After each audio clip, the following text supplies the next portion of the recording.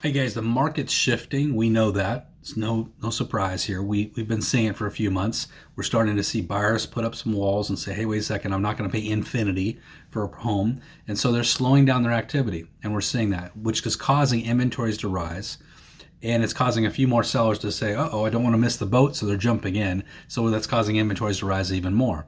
So the whole market is starting to change. Not radically yet, but it will accelerate over time, and it's natural. It's normal. We're never going to have a straight up market forever. So we're right now, some people would argue that we're 12 years into a 7-year cycle. So there's a lot of people who would say that. Now, for us, I have a question for you, because you are either an agent that's market driven or strategy driven. If you're market driven, then high tide floats all boats. You do well in a great market and you do bad in a bad market. If you're strategy driven, what's happening with the market will impact you, but not dramatically, right? Here's a litmus test to know if you are market driven or strategy driven, and that's this. Do you know where your next client's coming from? If you can answer that question, guess what? Congratulations, you're strategy driven. If you can't answer that, that means you're just hoping and praying something good's going to happen. That's being a market driven agent.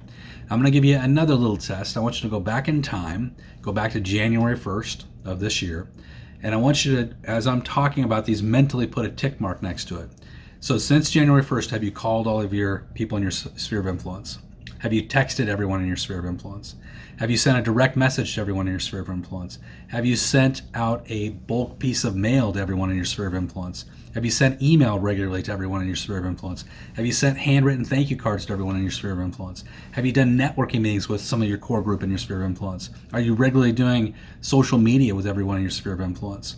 Just that short list, could you put a check mark next to every one of those? If you were unable to put a check mark mentally next to every one of those, then you can ask yourself, I could probably have a little better strategy, couldn't I? And the answer for most people would be yes.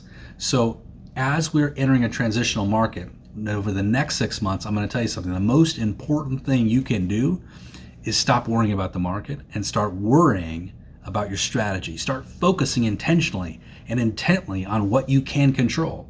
And that is what you do every single day to connect with the people that know, like, and trust you, who have the power to completely transform your business. And secondly, adding more people to your sphere of influence all the time is super important. Have a great day, good selling, and go out there and work that sphere.